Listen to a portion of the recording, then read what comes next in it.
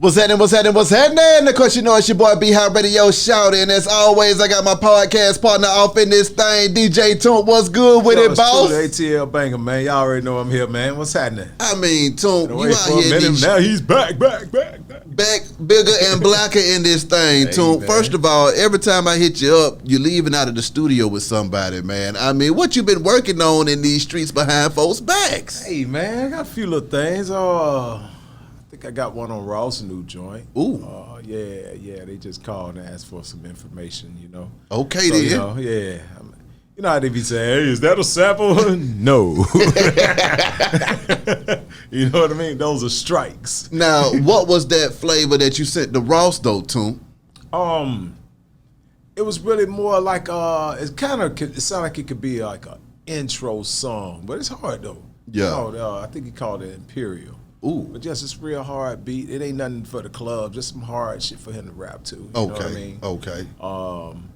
With some live, you know, real music based track. You know That's what I mean? right. You know, you got the drum influence track, but it's real musically and bass. Yeah, real hardcore shit. Yeah. When it comes to your sound now, how do you feel like it's evolved over all of this time, Toomp? Well, I would say the fact that even though I still don't know theory, but my ears have become like so tuned, you know, like with how it's supposed to sound. Yes, sir. You know what I mean? Because I still go to sleep off classical. Sometimes I wake up off classical. You know what I mean? So I could just hear certain strings and the way they're arranged and say, oh, I could do that. Mm-hmm. It won't be that exact melody, but just the whole structure. You know what I mean? Yeah. Yeah. I mean, I'm lightweight geek with it when it comes to this shit, for real. I ain't mad at that. Yeah, man. Now, Toomp, we've been celebrating the anniversary this year, man. 20 years since I'm Serious dropped. I'm serious. Ooh, I seen the gang get back together to celebrate that thing, man. What was that like when everybody got back together to rejoice and recall? That was actually beautiful, man. What was that? Me, Jason, Tip, KP, Reese, who else, man? It's the whole squad. I think Jazzy Faye might have been the only one missing as far as local. Yeah, but man, it was a nice thing, man, we had, man. We just the whole anniversary. 20 years just went by so doggone fast, dude. Yeah. You know what I mean? And we just had a nice little party, man. Nice turnout too. Thank all y'all for coming out. What was that conversation like, though, man, when everybody got back together and recalled creating history and changing the sound in Atlanta for generations to come? What was those conversations like? Did y'all, I mean, being able to get back together 20 years later, that's a long-ass time later. You know what I mean? For folks to be coming back thankful together. that everybody even still alive. You know what I mean? Man. Shit. Damn. So, actually, first the conversation was like, wow, man, look what we've done. Yeah. You know what I mean? Just from Dope Boys and the Trap. And that's why that Trap song ended up being the most influential record on that first album. Yeah. You know what I mean? You know, we tried a lot of good singles, which is definitely still a great album. Yeah. But it just didn't have the promotion. But some Dope Boys and the Trap was the biggest song. And after we rolled off that's why the next album was called Trap Music. That's right. Which now we got trap music. Damn. Everybody's doing trap music, so we got to think. Man. So for 20 years ago, we laid this foundation. You know what I mean? At one point, I didn't really want to wear this jacket, but I'm like, hey, man, we really laid down the foundation for these folks, man, for what they doing right now. You damn right. As far as that influence, that sound. So, yeah, trap music. But I'm Serious, you know, it's really the first trap music album. Exactly. Dope Boys in the Trap, you know what I mean? When you speak of Dope Boys in the Trap and Heavy Chevys, that organ came out to play. So when I think about that I'm Serious album, that soundtrack that you kind of provided for that let us know where this music was coming from. Yeah. What was that? Why did you have to put that organ in there, Toomp? Cause that's that Southern, man. Yeah. You know, you think, you know, the Southern whole Bible Belt thing. Yeah. So that's why, you know, and then definitely I could say I was a Pimp C influence, you know what I mean? Yeah. And I said that a while back in an interview, man. It's really that sound, you know, it come from what I've picked up just from loving music, you know what I mean? But just a little bit of that, like I say, some of that Tennessee and a little bit of that Texas, you know what I mean? And we put that together, and now we got our sound and we've been killing shit. Did you ever get a chance to jam with the Pimp and the Bun? You know what? Me and Bun are cool. We collab through other folks, but never directly. Okay. But I used to have some. I sat with Pimp C. I had a few sessions with him at Patchwork. Funny dude, man. He was funny as hell, boy. Had stories out the ass, man. Like stories. So many.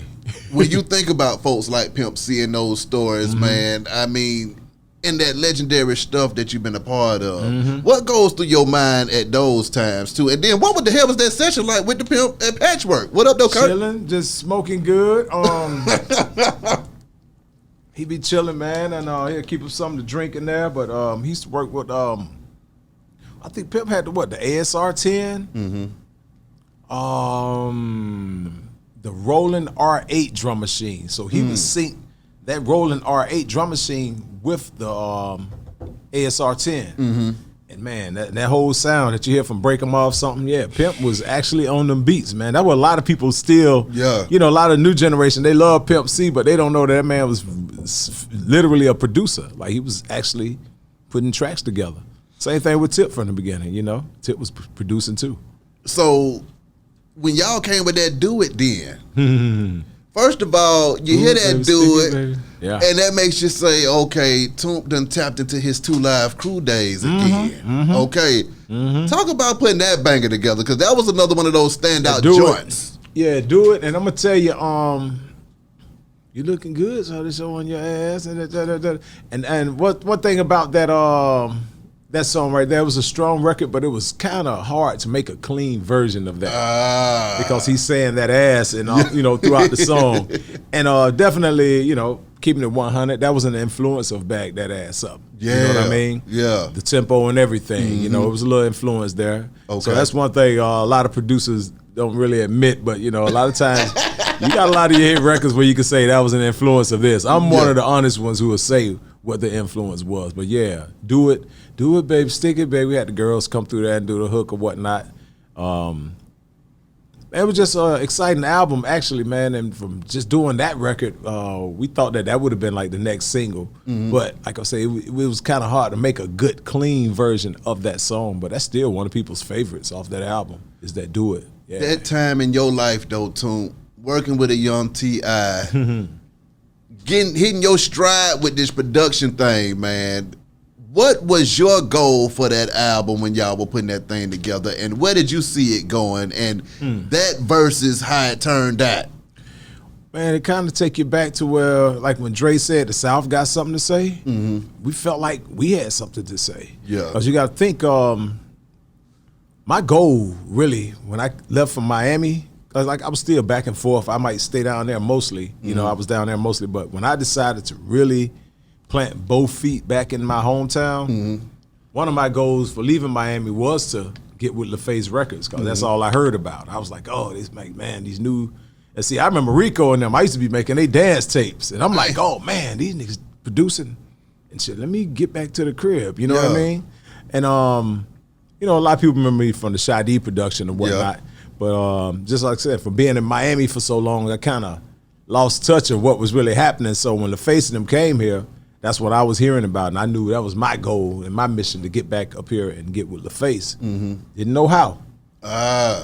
See, I thought it would have been, you know, I thought I would have got, you know, production on one of their artists, which they had a crazy roster. But boom, come to find out, I ended up getting with LaFace with my artist, which was Clifford Harris. You know what I mean? So my mission was accomplished.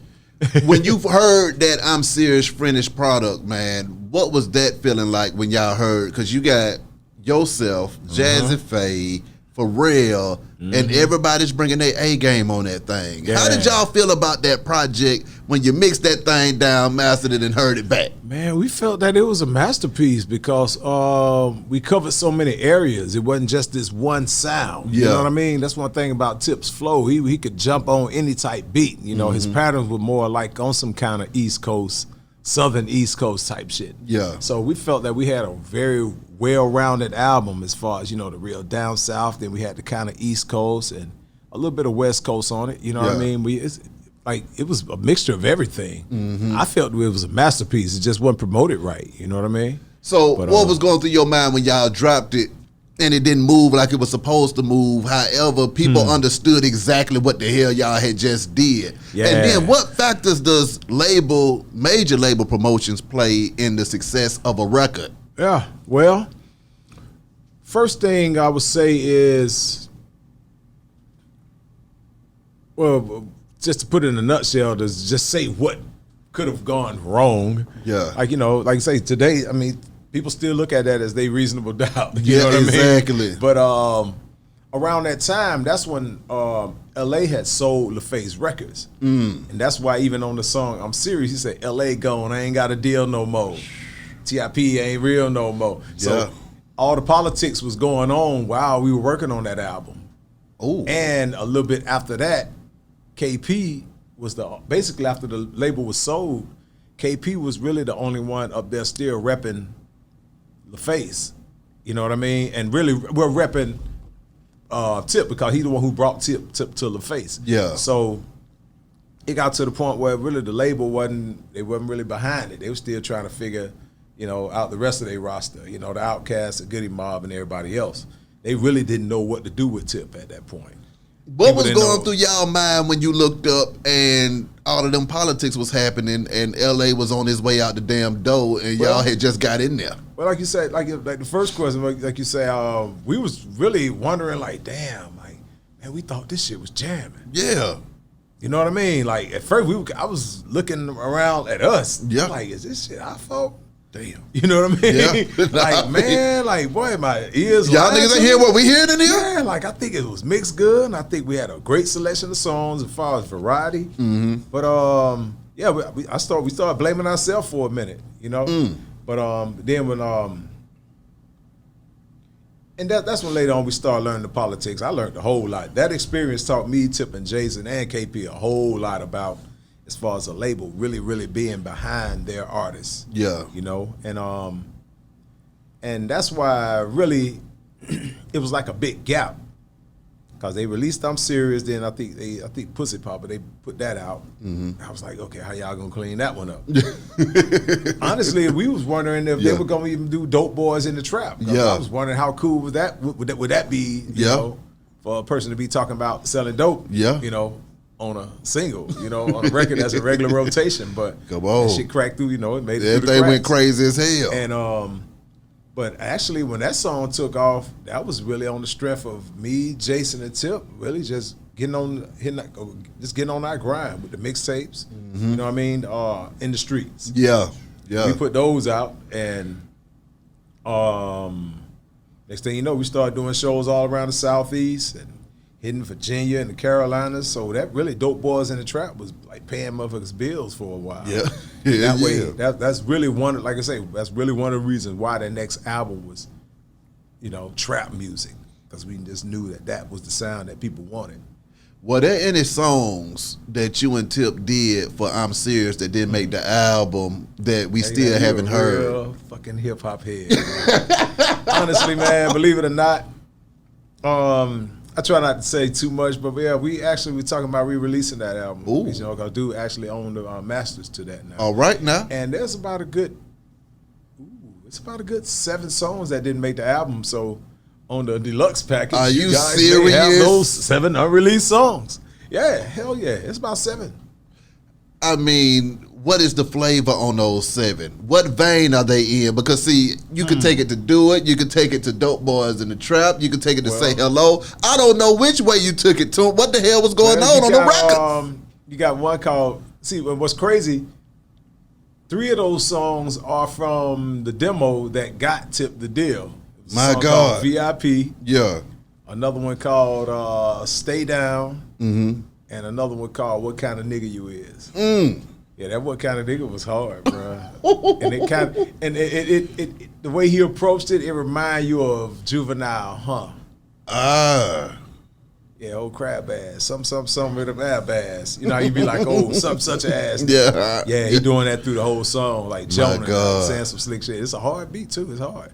I might could actually build another track around that. So yeah, we just kind of been been putting our heads together on how to really, if we wanted to re-release the I'm Serious album, how could we make it attractive all over again. You know, some type of deluxe. That shit would go crazy as hell. Yeah. Because when that album dropped, I recall I'm Serious dropping and it changing the game. See, we had Cass and Goody rapping, but we didn't have somebody representing that damn trap rapping on that same level. Right. And when he came with that, it was like, okay, I see what's going. Yeah. But then that sound. Yeah. You had that damn organ going crazy up under all of that shit. So it was that stuff you could put in that trunk, man, and ride down the street too. And that was so crazy because there was a lot going on too. Like when he signed to the label, you know, you got to think we had Outkast, Goody Mob, Youngblood, Donnell Jones, and around that time, that's when Tip was like, "Hey, I'm the king." You know, that king shit was something And I was else. about to get into that because I was listening to it before you came in, and I listened to the intro, and I realized that he had declared himself the king on the intro of I'm Serious. I thought that had came a little while later on, but this nigga jumped off the porch feeling that way. He claimed that shit back then, dude. Yeah, you had a few folks who felt a certain little way, but man, he stuck by it. And, what were your thoughts early on when the man said, you know what, I'm the king, damn it? Cause first, I think he told KP, and I think it was something, I think with Mystical was like, you know, Prince of the South, you know, and Tip was like, shit, you know, Mystical the Prince. What if I just call myself the king? Ooh. And his whole thing was like, who can outbust me? You know, whoever got a problem with it, let's rap live. Exactly. And you saw, I don't know if you remember the world famous battle on the radio, on the airwaves, when Tip had murdered I-20 on the airwaves. You know, shout out to I-20. No 20. That when Luda felt, Luda was like, hey, I got a beast over here, you know what I mean? And yeah, they had that battle on right there on the airwaves, and I wish somebody could pull that up. Yeah, they need to YouTube that. I think somebody may have a copy of that. That's crazy. Yeah, Tip brought his shit, man, and that's the thing about it. He had that hella competitive spirit at that point. Yeah. Cause like you say, little dude, he's like, hey man, I'm calling myself the king. I'm finna live up to that shit. Yeah. Anybody who got a problem with it, you better have some bars. And that's what he had. He was ready at all times. As a producer during that time, you see this young man with these dreams and these goals and these aspirations. How are you able to put your foot in the mix to help him get to where he was heading? Yeah, well, that put a little bit more of put a bigger battery on my back because I start feeling the same way as far as a producer. Ooh. Like, shit, I think I'm the shit.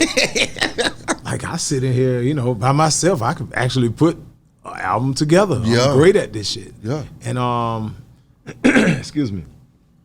And, I feel that just having him as my artist and me being able to put my energy into that, this is a way to let the world know what the hell Toomp got to bring outside of, Miami bass and booty shake music. You know what I mean? Facts. Because, when my name popped up, it was just more of like, oh, yeah, he be doing that Luke shit. Yeah, he be doing the booty shake. And hold on. Exactly. Hold on. Because even that intro track, though, break that down to me. The intro track to I'm Serious. Because that had a funk to itself. You see what I'm saying? That thing was riding too. So it set the tone for the whole album. Yeah. And what's crazy, Tip played a major part in that. Ooh. Yeah. Yeah, me and him put that track together, but he started it. Yeah, and we just put the live instruments around it. And I just put the whole the beats around it. But no, that was a Tip influence. So okay, so Tip is a slick producer as well. Yes, sir. You give him a Rolling Phantom and an MP, he go crazy. Don't tell me he go crazy on that organ. Yeah, man. That boy get down, bro. Listen, I hope nobody don't take this idea, man. But yeah, I mean, if you take it, you take it. But I always thought about, man, having a show just to see what type of beat a rapper would make. Ooh. Just man, you got an MP set with all the drum sounds. Exactly. Just to say, hey, Jay, he gonna stop, play, and record. Okay, here go your kick. He'd be like, oh, shit. Because most people, when they get on the MP for the first time, they be like, oh, shit, this shit fun. Exactly. And the first thing a person say, I'm talking about male, female, somebody politics or whatever, oh, I think I could do this. And I would love to see what type of beat each artist would make. You know what I mean? Because we go out our way trying to please them with what's in our playlist as far as, hey, man, do you like this one? Oh, okay, that one cool. Go to the next one. All right. But then I would love to just see, let me hear what kind of beat you would make for yourself. My God. Yeah. No, that'd be hard as hell. Be dope. That'd be hard as hell. So yeah, so you got a few cats, man. Like I say, Pimp C, you got Tip, DJ Quick. You had a few rappers who Big and Dre, they was getting busy too. They hit Stop Play Record. Yeah, they fuck around too. My God. Yeah. So yeah, man. But you give him an MP and a Phantom, he could go crazy. Or a Triton. Yeah. Answer me this though, Toomp. When that I'm Serious didn't get the love that it deserved, the label was getting crazy at the same time. What was your frame of mind at trying to survive and keep the party going? Was there a sense of, oh man, we done failed? Oh man, this shit just might not be for us, or nigga, back to the drawing board, let's get it. We felt it was failure at first until Dope Boys started taking off. And it was getting like 7, maybe to 10,000 a night. Ooh. You know what I mean? Just off that one record. Yeah. You know, he'll perform I'm Serious, you know, for certain areas that want to hear that. But that Dope Boys was the one, you know? And once we started seeing how that just started growing its own legs, that's when we knew we didn't fail. We were like, oh, that was the label. Yeah.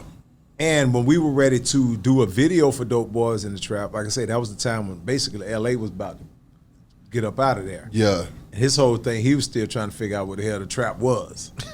You know what I mean? What do y'all mean? Dope Boys in the Trap? You know, are we really gonna make a video about that? And I don't know if you remember, we did a little independent video. Yeah. Arnell Star used to show it every Saturday.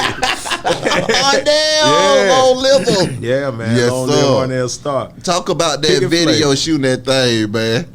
Well, you know, I was basically acting as L.A. Reid in that video. Y'all might can pull it up on YouTube. Yeah. It's like, so the whole thing was like a reenactment of like L.A. Reid trying to keep Tip on the label. Yeah.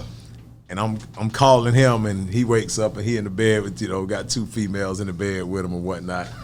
So they, you know, they figure I had the bald head. They were like, "Hey, Toomp, man, you could be L.A. Reid in the video." Yeah.